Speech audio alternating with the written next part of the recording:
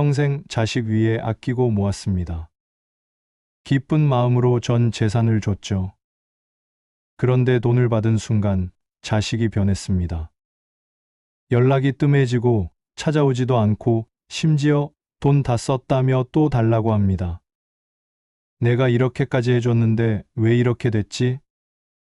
돈 줬더니 부모를 멀리하는 자식, 오히려 후회하는 부모. 한순간의 결정이 당신의 노후를 무너뜨릴 수도 있습니다. 돈을 한 번에 주면 안 되는 이유, 지금부터 알려드리겠습니다. 자식들에게 돈을 한 번에 다 주지 말아야 하는 이유는 여러 가지가 있습니다. 그중 가장 중요한 7가지 이유에 대해서 하나씩 알아보고 실제 경험담을 들으면서 그 위험성에 대해 생각해보는 시간이 되었으면 좋겠습니다. 첫 번째, 경제적 책임감을 기를 기회 박탈. 부모가 큰돈을 한 번에 주면 자녀는 스스로 경제적 책임을 지는 법을 배우기 어렵습니다. 돈을 쉽게 얻으면 절약이나 투자보다는 소비를 우선하게 될 가능성이 큽니다. 실제 78세 구준회 사장님의 경험담을 들어보시죠. 로또 당첨보다 더 빨리 사라진 유산. 구 사장님은 평생을 아껴 살며 작은 공장을 운영해 자수성가한 사람이었다. 그는 아들에게만큼은 고생을 시키고 싶지 않아 은퇴하면서 모아둔 돈 10억 원을 한꺼번에 물려주었다. 이제 내가 원하는 삶을 살아라. 아들은 기뻐하며 친구들에게 한턱을 크게 내고 바로 외제차를 뽑았다. 그동안 참았던 소비 욕구를 폭발시키던 명품 시계, 해외여행, 고급 술집, VIP 멤버십까지 돈이 마치 샘처럼 계속 나올 거라 착각했다. 1년 후 계좌에 남은 돈은 고작 몇백만 원. 아들은 그제야 깨달았다. 아버지가 평생 모은 돈을 1년도 못 버텼다고? 다시 일자리를 구하려 했지만 경제관념 없이 살아온 탓에 제대로 된 직장을 잡기도 어려웠다. 결국 남은 건 빚과 후회뿐이었다. 이처럼 큰 돈을 한 번에 주면 자녀는 스스로 경제적 책임을 배우기보다 쉽게 소비하는 습관을 들이게 된다. 돈의 소중함을 체험적으로 배우지 못하면 금방 사라지는 것이 돈이다. 두 번째, 자산관리 실패의 가능성. 한꺼번에 많은 돈을 받은 자녀가 이를 올바르게 관리하지 못하고 낭비하거나 잘못된 투자로 잃을 수 있습니다.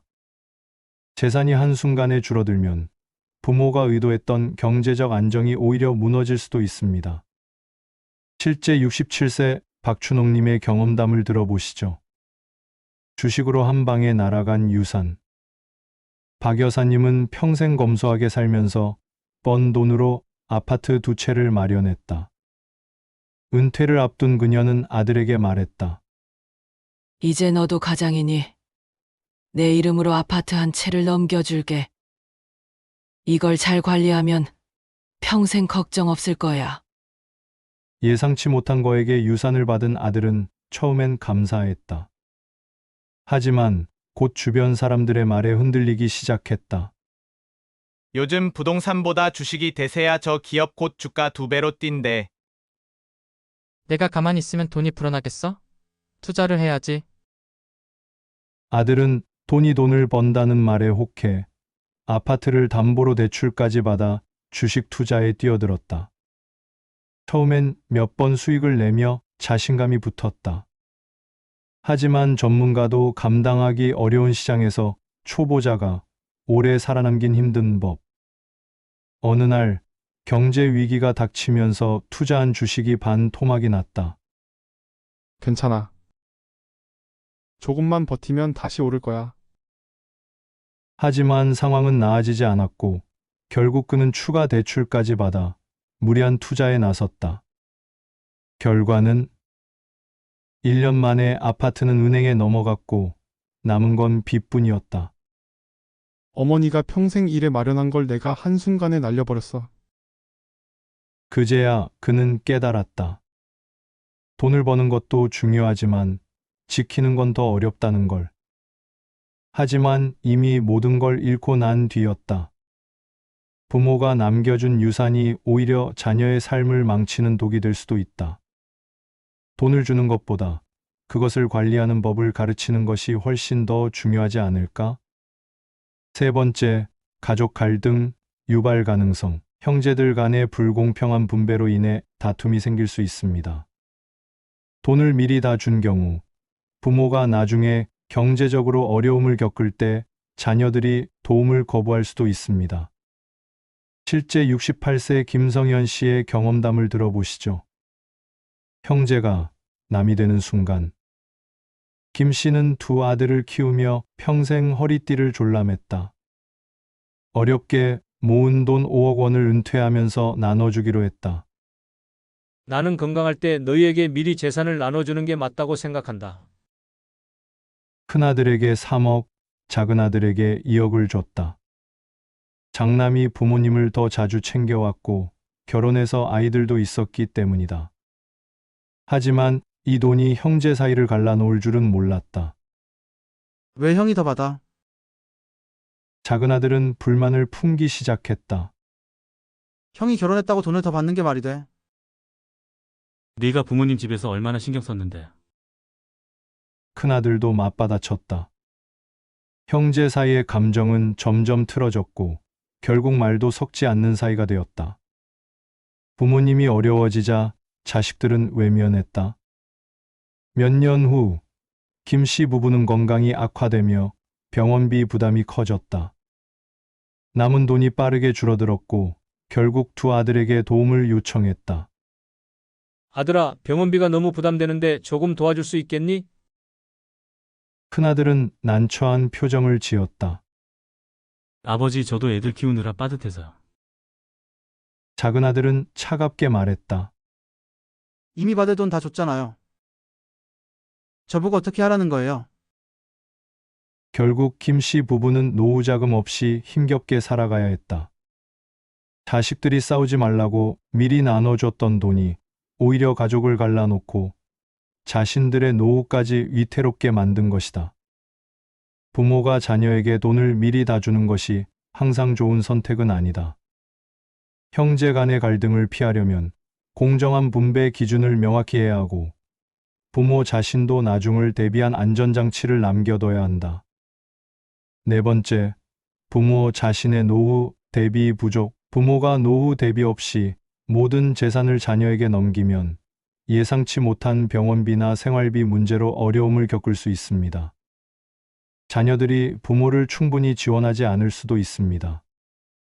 실제 72세 이순자 씨의 경험을 들어보시죠. 내가 손 벌릴 줄은 몰랐다.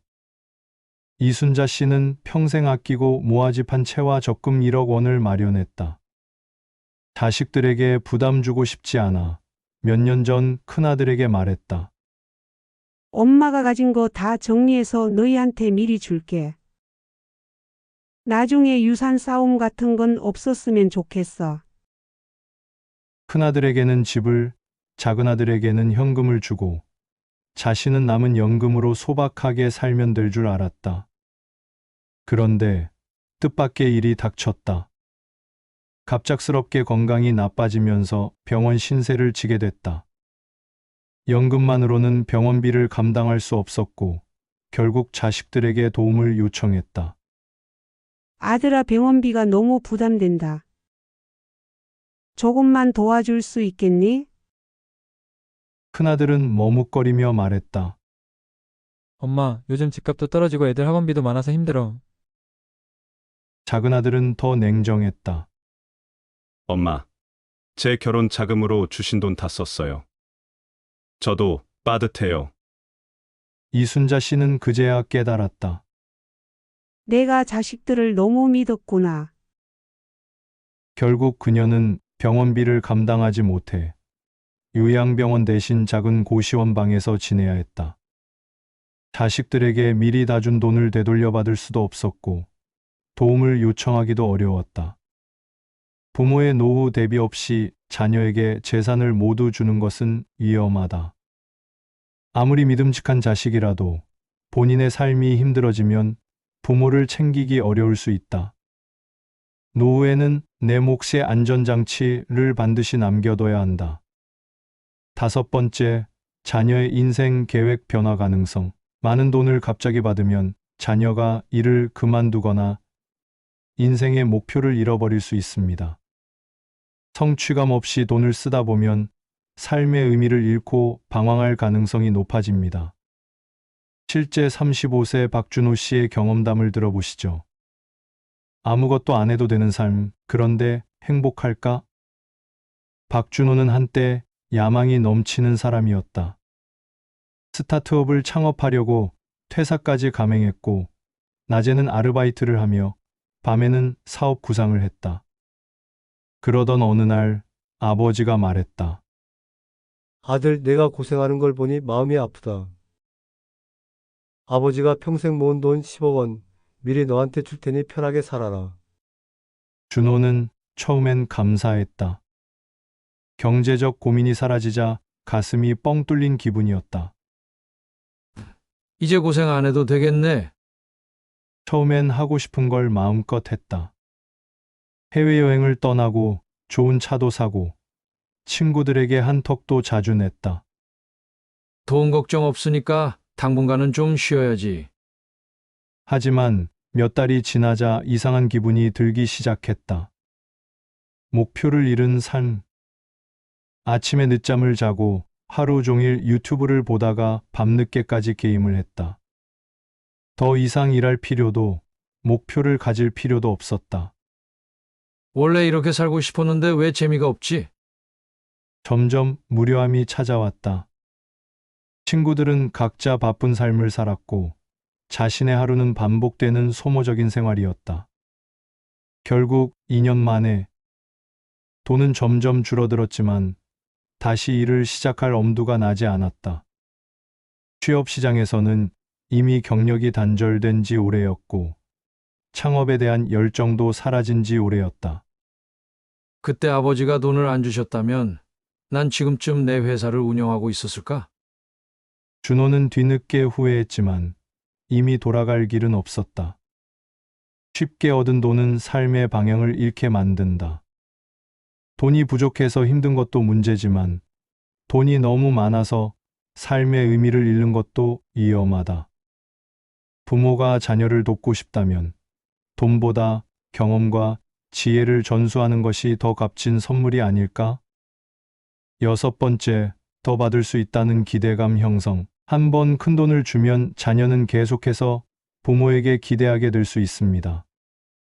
부모가 남은 돈을 더 달라는 요구를 받을 가능성이 높아지고 결국 부모-자녀 관계가 돈 문제로 악화될 수도 있습니다. 실제 68세 김영수 씨의 경험을 들어보시죠. 한 번이 2번 되고 2번이 당연해진다. 김영수 씨는 은퇴하면서 평생 모은 돈 5억 원 중 2억 원을 아들에게 줬다. 이제 가정도 꾸렸으니 도움되라고 미리 주는 거야. 이걸로 잘 살아보렴. 아들은 크게 기뻐하며 새 차를 사고 더 넓은 집으로 이사했다. 그런데 몇 개월 후 아버지, 요즘 물가도 많이 올랐고 대출금이 부담돼요. 조금만 더 도와주시면 안 될까요? 김영수 씨는 고민하다가 1,000만 원을 더 줬다. 아들이 힘들어하는데 부모가 돕는 건 당연하다고 생각했다. 하지만 그 후로도 아들은 필요할 때마다 손을 벌렸다. 아버지, 이번에는 사업을 해보려는데 초기 자금이 조금 부족해서요. 아이 교육비가 예상보다 많이 들어가네요. 좀만 보태주시면 안 될까요? 김영수 씨는 점점 부담을 느끼기 시작했다. 하지만 단호하게 거절하기도 어려웠다. 결국 남은 건 갈등뿐. 어느 날 김영수 씨는 용기를 내 말했다. 아들아, 이제 아버지도 남은 돈이 많지 않다. 더 이상 도와주기 힘들어. 그러자 아들은 서운한 얼굴로 대답했다. 아버지는 형편이 괜찮으시잖아요.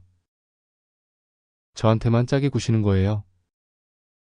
그날 이후 아들은 예전처럼 김영수 씨를 찾아오지 않았다.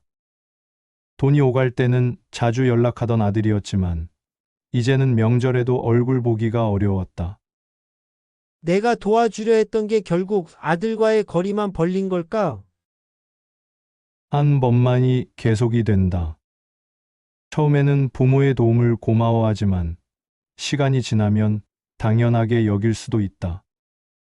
부모가 무조건적인 지원을 계속해주지 않으면 자녀는 실망하고 관계가 악화될 수도 있다.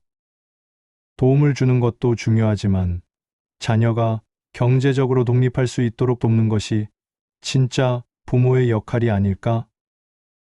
7번째, 자녀의 태도에 미치는 영향. 조금씩 나누어 주면 그때마다 잘하는데 한 번에 주면 받은 이후 태도가 달라진다. 더 이상 나올 게 없다고 생각하고 해이해진다. 자녀가 나빠서라기보다는 이것은 사람의 본성이다. 물론 자녀마다 가정 환경마다 다르다. 실제 72세 김정우 씨의 경험을 들어보시죠. 효자는 어디로 갔을까? 김정우 씨는 두 아들을 키우며 평생을 일했다. 아들들은 부모님을 늘 잘 챙겼고 특히 큰아들은 명절마다 꼭 내려와 부모님을 도왔다. 아버지, 힘든 일 있으면 언제든 말씀하세요. 이런 아들을 보며 김정우 씨는 생각했다. 이제는 미리 재산을 정리해줘야겠어. 이 아이들은 돈이 있어도 변하지 않을 거야. 그래서 3억 원을 큰아들에게, 2억 원을 작은아들에게 줬다. 그런데 돈을 받은 후 평소처럼 명절이 다가왔지만 큰아들에게서 연락이 없었다. 바쁘겠지. 그렇게 넘겼다. 하지만 몇 달이 지나도 마찬가지였다. 예전에는 한 달에 한 번씩 찾아오던 아들이었는데 이제는 연락도 뜸해졌다. 결국 김정우 씨가 먼저 전화를 걸었다. 아들아, 요즘 바쁘냐? 얼굴 보기가 힘드네. 그러자 큰아들은 머뭇거리며 말했다. 아버지 요즘 회사 일이 너무 바빠서요. 이번 달은 좀 힘들 것 같아요. 그 말이 반복되면서 1년이 지났다. 예전에는 작은 용돈을 챙겨드리던 아들이었지만 이제는 부모님의 안부를 묻는 일조차 줄어들었다. 더 줄 게 없으면 관심도 줄어드나? 김정우 씨는 섭섭한 마음이 들었다. 예전엔 이렇게까지 무심하지 않았는데 돈을 미리 주고 나니 태도가 달라졌네. 큰아들이 나빠진 것이 아니라 그저 더 이상 부모님에게 받을 게 없다고 생각하니 신경을 덜 쓰게 된 것뿐이었다. 돈이 있을 때와 없을 때 사람의 태도는 변할 수 있다. 자녀가 나쁜 게 아니다. 하지만 사람의 심리는 기대에서 비롯되며 기대가 사라지면 태도가 달라질 수 있다. 지금까지 자식들에게 돈을 한 번에 다 주지 말아야 하는 중요한 이유, 7가지 이유에 대해서 알아보았는데요. 그럼 자식들에게 어떻게 돈을 주는 것이 지혜로운 행동일까요? 다음에 나오는 6가지 지혜로운 행동을 주의 깊게 들어보세요. 첫 번째, 필요할 때 조금씩 지원하기. 자녀가 필요할 때 일정한 기준을 정해 도움을 주되 경제적 독립을 유지하도록 유도합니다. 70세 이정숙 씨의 경험을 들어보시죠. 도와주되 스스로 일어서게 하는 법. 이정숙 씨는 자식들에게 재산을 미리 나눠줄까 고민했다. 하지만 주변에서 한꺼번에 주면 후회한다는 이야기를 많이 들었다. 그래서 그녀는 새로운 방식을 선택했다. 필요할 때마다 조금씩 도와주되 내 기준을 정해야겠어. 큰아들의 위기. 어느 날 큰아들이 다급하게 연락을 해왔다. 엄마, 갑자기 회사가 어려워져서 몇 달 동안 급여가 밀렸어요. 생활비가 너무 빠듯해요. 이정숙 씨는 고민했다. 그렇다고 돈을 한꺼번에 주면 나중에도 계속 기대할 수도 있어. 그래서 이렇게 말했다. 엄마가 이번 달 생활비 일부는 도와줄게. 하지만 다음 달부터는 내가 해결할 방법을 찾아야 해. 그리고 이참에 가계부라도 써보는 게 어떻겠니? 큰아들은 처음엔 당황했지만 결국 생활비를 아끼고 부업을 찾아보게 됐다. 몇 개월 후 그는 말했다. 엄마, 처음엔 서운했는데 덕분에 허투루 돈 쓰는 습관을 고치게 됐어요. 작은아들의 집 마련 고민. 작은아들은 결혼을 앞두고 고민을 털어놨다. 엄마, 전세 보증금이 부족해서 걱정이에요. 대출을 더 받아야 할 것 같은데. 이정숙 씨는 바로 돈을 주는 대신 이렇게 제안했다. 엄마가 보증금 일부를 빌려줄게. 대신 5년 안에 조금씩 갚는 걸로 하자. 이자 없이 말이야. 작은아들은 처음엔 놀랐지만 결국 계획적으로 돈을 관리하며 5년 안에 빚을 다 갚았다. 그리고 나중에 말했다. 엄마가 그냥 줬다면 쉽게 썼을 텐데 내가 번 돈으로 갚으니까 더 뿌듯했어요. 돈을 주는 방식이 중요하다. 필요할 때 조금씩 지원하면 자녀가 경제적 독립심을 유지하면서도 부모의 도움을 받을 수 있다.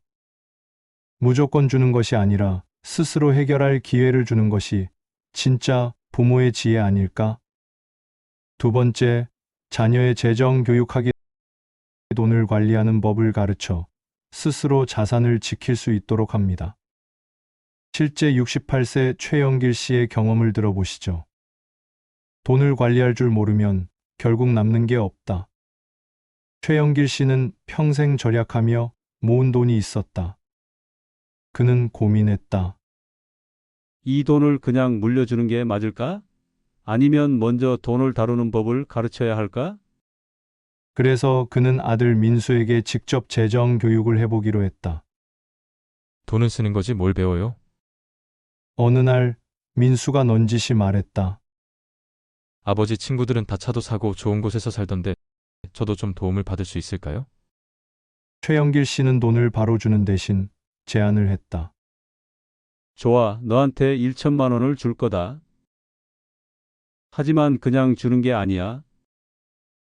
이걸로 1년 동안 내 생활비와 저축 계획을 세워봐. 처음엔 신이 난 민수는 한 달 만에 절반을 써버렸다. 아, 이 정도는 괜찮겠지. 하지만 6개월 후 남은 돈은 거의 없었다. 민수는 후회했다. 아버지, 저 돈을 너무 쉽게 써버렸어요. 이제 돈을 다루는 법을 배우겠습니다. 그때 최영길 씨가 말했다. 그럼 이번엔 내 월급에서 10%씩 저축하는 연습을 해보자. 그리고 내가 직접 가계부를 써보렴. 민수는 처음엔 귀찮아했지만 직접 돈을 관리하면서 깨달았다. 내가 번 돈을 어떻게 쓰는지 모르고 살았구나. 몇 년 후 민수는 아버지에게 말했다. 아버지 덕분에 돈을 관리하는 법을 배웠어요. 예전처럼 무작정 쓰지 않아요. 돈을 주는 것보다 관리하는 법을 가르쳐라. 돈을 한 번에 주면 쉽게 사라지지만 돈을 다루는 법을 배우면 평생 써먹을 수 있다. 부모가 자녀에게 가장 좋은 유산을 남기는 방법은 돈을 관리할 수 있는 능력을 길러주는 것이 아닐까? 세 번째, 신탁 활용. 일정 금액을 신탁에 맡겨 정해진 조건에 따라 지급하는 방법도 고려할 수 있습니다. 실제 72세 박정수 씨의 경험을 들어보시죠. 돈을 바로 주지 않아 다행이었다. 박정수 씨는 평생을 사업하며 모은 재산이 있었다. 그는 자녀들에게 미리 돈을 나눠줄까 고민했지만 주변에서 한 가지 조언을 들었다. 한 번에 주지 말고 신탁을 활용해봐. 처음에는 생소했지만 신탁을 활용하면 자녀가 필요할 때만 일정 금액을 지급받도록 설정할 수 있다는 걸 알게 되었다. 그렇게 박정수 씨는 두 아들을 위해 신탁을 설정했다. 큰아들의 위기. 몇 년 후 큰아들이 다급하게 연락을 해왔다. 아버지, 친구랑 같이 사업을 시작하려고 하는데 투자금이 부족해요. 신탁에 맡긴 돈 좀 미리 받을 수 있을까요? 박정수 씨는 걱정됐다. 내가 경험이 많지 않은데 무턱대고 투자했다가 잃으면 어쩌려고? 그러자 큰아들은 말했다. 아버지, 저한테 맡겨주세요. 요즘 사업 안 하면 뒤처져요. 하지만 신탁의 규정상 이 돈은 주거비나 교육비 등 필요한 목적이 아니면 바로 지급되지 않도록 되어 있었다. 결국 큰아들은 자기 돈을 모아서 작은 규모로 사업을 시작했다. 몇 년 후 그는 아버지를 찾아와 말했다. 아버지, 솔직히 처음엔 서운했어요. 그런데 친구들은 무리하게 투자해서 돈을 다 날렸는데 저는 신중하게 준비할 시간을 가질 수 있었어요. 작은 아들의 필요할 때만 지급되는 돈. 작은 아들은 대학을 졸업한 후 해외에서 공부를 더 하고 싶었다. 아버지, 유학을 가고 싶은데 학비가 부족해요. 이때 신탁에서 정한 규정에 따라 학비 지원이 가능했다. 박정수 씨는 안심하며 말했다. 그래, 이 돈은 내 미래를 위한 거니까 지원이 가능해. 그렇게 작은 아들은 계획적으로 유학을 다녀왔고 졸업 후 좋은 직장을 잡게 되었다. 돈을 한꺼번에 주는 것보다 필요할 때 지급하는 것이 현명하다. 신탁을 활용하면 자녀가 돈을 무분별하게 쓰는 걸 방지하고 진짜 필요한 순간에만 도움을 줄 수 있다. 부모가 남겨줄 수 있는 최고의 유산은 돈을 지킬 수 있는 안전장치 아닐까? 4점 부모의 노후 대비 우선 자신의 생활이 안정적인지 먼저 확인한 후 지원하는 것이 중요합니다.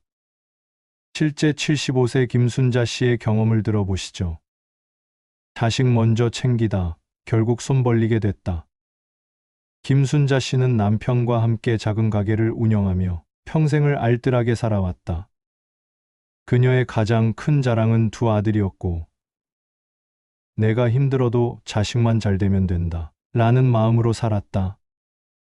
그러던 어느 날 큰아들이 찾아왔다.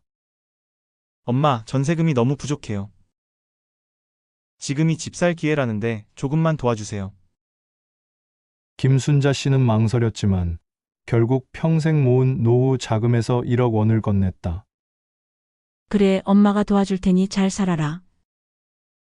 하지만 예상치 못한 일이 벌어졌다. 그로부터 몇 년 후 남편이 갑자기 병원에 입원하게 되었다. 검사비에 치료비까지 들어가는 돈이 생각보다 훨씬 많았다.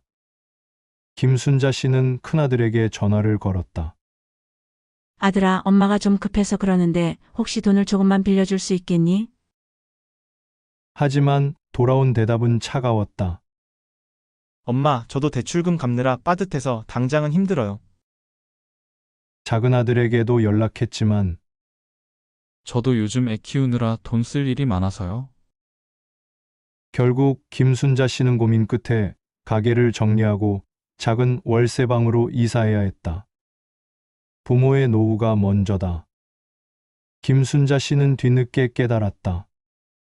자식들이 나쁘다는 게 아니라 부모가 노후를 대비하지 않으면 결국 자식에게 손을 벌릴 수도 있구나.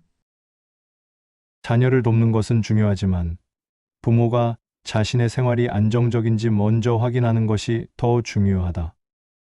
부모가 든든해야 자녀에게도 진짜 도움을 줄 수 있는 법.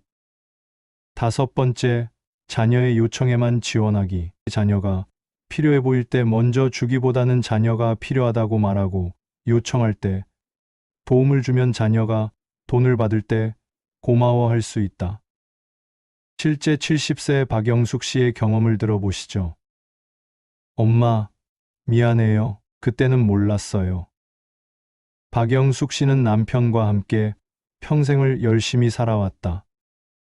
두 아들에게 부족함 없이 키워주고 싶은 마음에 늘 필요할 것 같으면 미리 도와주자 라고 생각했다. 그래서 첫째 아들이 사회에 나가기 전 미리 목돈을 챙겨줬다. 취업하면 정착하는데 돈이 많이 들 거야. 미리 좀 챙겨놔. 하지만 몇 년 후 둘째 아들의 반응은 달랐다. 형은 미리 받았는데 난 왜 안 줘요? 둘째 아들은 대학 졸업 후 엄마에게 불만을 털어놨다. 엄마, 형은 미리 지원받았잖아요. 저도 똑같이 받을 수 있죠? 박영숙 씨는 고민 끝에 둘째 아들에게 말했다. 필요하면 네가 말해라. 정말 필요한 순간에 도와줄게. 처음엔 서운해하던 둘째 아들은 몇 년 후 직장을 다니면서 깨달았다. 엄마, 예전엔 당연히 받을 줄 알았어요. 그런데 직접 돈을 벌어보니 돈이 얼마나 소중한지 알겠어요. 그리고 몇 년 후 둘째 아들이 결혼을 준비하며 엄마에게 말했다. 엄마, 지금은 좀 도움이 필요해요. 그제야 박영숙 씨는 아들에게 준비해둔 돈을 지원해 주었다. 미리 주기보다는 필요할 때 요청할 기회를 주자. 미리 돈을 주면 당연한 것이 되어버리고 필요할 때 요청하면 고마운 것이 된다. 부모가 모든 걸 예상해서 챙겨주는 것보다 자녀가 스스로 필요를 깨닫고 요청할 기회를 주는 것이 더 현명한 방법 아닐까? 6번째, 자녀 간의 다툼이 생기지 않도록 지원하기. 돈 때문에 자녀 간의 분쟁이 발생하면 부모에게 원망이 돌아가므로 감정적으로 지원하지 말고 자녀 모두가 만족하고 합리적으로 받아들일 수 있도록 지혜롭게 배분하기. 실제 75세 이명숙 씨의 경험을 들어보시죠. 형이 엄마 돈 더 받았잖아. 이명숙 씨는 아들에게 공평하게 해주고 싶었다. 하지만 첫째 아들이 먼저 결혼하면서 도움을 줬고 몇 년 후 둘째 아들이 결혼할 때쯤 형보다 적게 받았다는 불만을 갖게 되었다. 엄마, 형은 더 받았잖아요. 둘째 아들이 결혼 준비 중 어머니에게 말했다. 엄마, 형이 결혼할 때 집 사는데 5천만 원 보태주셨죠? 저도 똑같이 주세요. 하지만 그때는 경제적으로 상황이 달라져서 명숙 씨는 같은 금액을 줄 형편이 되지 않았다. 아들아, 그땐 형이 돈이 없어서 도와줬던 거야. 지금 넌 좀 더 준비가 되어 있잖니? 그러자 둘째 아들은 속상한 얼굴로 말했다. 결국 형이 유리한 거잖아요. 엄마도 형만 더 챙기는 거죠.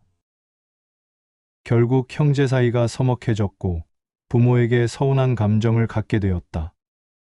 해결책, 감정적으로 주지 말고 기준을 정하라. 이명숙 씨는 뒤늦게 깨달았다. 미리 원칙을 정해서 자녀 모두가 납득할 수 있도록 했어야 했구나. 그래서 후에 손주 교육비를 지원할 때는 이렇게 정했다. 자녀마다 같은 기준으로 지원한다. 누가 먼저 받았든 나중에라도 같은 금액이 맞춰지도록 한다. 모든 자녀가 이해할 수 있도록 미리 논의한다. 그 결과 자녀들 간에 불만 없이 합리적인 지원이 가능해졌다. 부모가 공평하게 나누지 않으면 자녀 사이 다툼이 생긴다.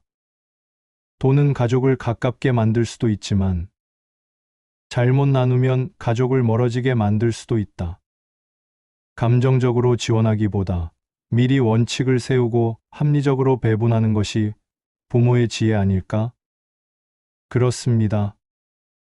이렇게 6가지 지혜로운 방법을 살펴보았는데요. 돈을 주는 순간 자식이 달라질 수도 있습니다. 한순간의 결정이 내 노후를 망칠 수도 있습니다.